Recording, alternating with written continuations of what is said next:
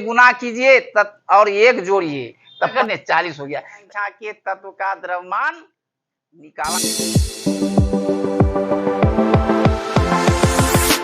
का द्रव्यमान कैसे निकाला जाता है, तत्व का द्रव्यमान कैसे निकाला जाता है, जिसमें इसका द्रव्यमान विद्यार्थी नहीं निकाल पाता है कि कैसे निकलेगा। तो उसी चीज को हम बता रहा हूं कि तत्व का द्रव्यमान कैसे निकलता है। तो तत्व का द्रव्यमान निकालने का 2 नियम है। तो 2 नियम में क्या है, हम अगले वीडियो में तत्व का परमाणु संख्या दे चुके हैं। तो इसमें यह देखना है कि तत्व द्रव्यमान निकालने के लिए हमको तत्व का परमाणु संख्या को देखना होगा। तो तत्व के परमाणु संख्या में 2 तरह का आता है संख्या, एक सम संख्या आता है और एक विषम संख्या आता है। तो इसलिए इस जो है द्रव्यमान निकालने का 2 नियम है।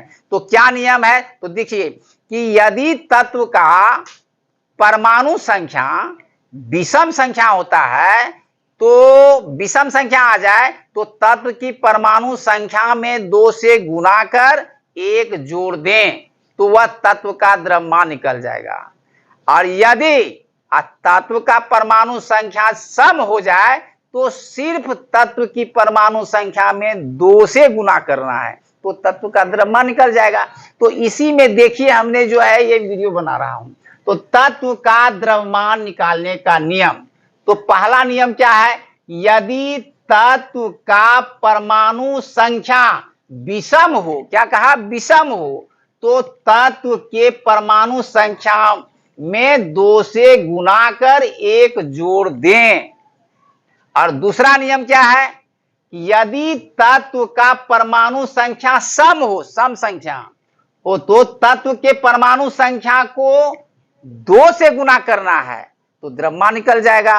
तो इसमें भी हमें उदाहरण देके समझाया हूं कि इसमें कि कौन तत्व का परमाणु संख्या विषम संख्या आया, कौन तत्व का परमाणु संख्या जो है सम आया। तो ये एग्जांपल में देखिए कि अगर ये सोडियम एन ये जो बगल में जो दिखाया गया ये 11, 13, 17, 8, 6, 20 ये तत्व की परमाणु संख्या को दिखाया गया है।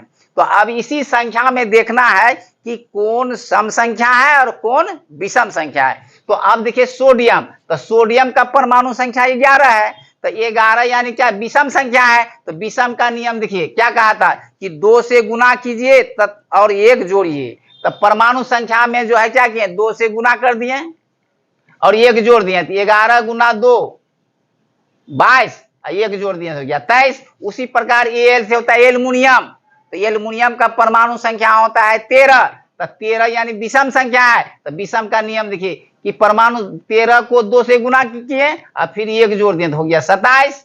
और फिर क्लोरीन देखिए Cl है, ये 17 विषम संख्या है, तो क्या 17 को 2 से गुना किए 1 जोड़ दिए तो हो गया 35। तो ये तो मेरा ये जो था विषम संख्या का द्रव्यमान। अब देखिए यहाँ अब ये देखना है, ये मेरा जो है क्या है, ये सम संख्या का द्रव्यमान क्या है। देखिए ये O से होता है ऑक्सीजन 8 जो है सम संख्या है, इसलिए परमाणु संख्या को 2 से गुना कर देते हैं तो द्रव्यमान निकल गया। तो फिर ये देखिए C है कार्बन, ये 6 सम संख्या है, तो 6 को 2 से गुना कर दिए तो 12 निकल गया द्रव्यमान। अब C ये 20 है, सम संख्या है, 20 को 2 से गुना कर दिए 40 हो गया। तो इस तरह सम संख्या और विषम संख्या के तत्व का द्रव्यमान निकाला जाता है। और विद्यार्थी अब इस वीडियो को देख के द्रव्यमान निकल सकते हो।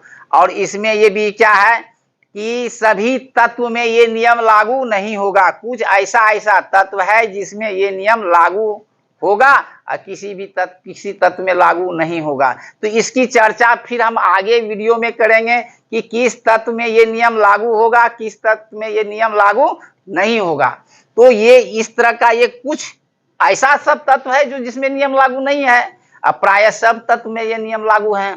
तो अब इसमें ये देखना है कि आगे अगर फिर हम किसी यौगिक का अगर द्रव्यमान निकाला जाएगा तो कैसे निकाला जाएगा, तो इसी नियम से ही किसी यौगिक के द्रव्यमान निकाला जाएगा। क्योंकि कोई भी अगर यौगिक आएगा तो या अनुसूत्र होगा तो उसमें तत्व होगा, तो उस तत्व का द्रव्यमान कैसे निकालते हैं, तो इसी नियम से निकाल करके हम उसका द्रव्यमान निकाल सकते हैं।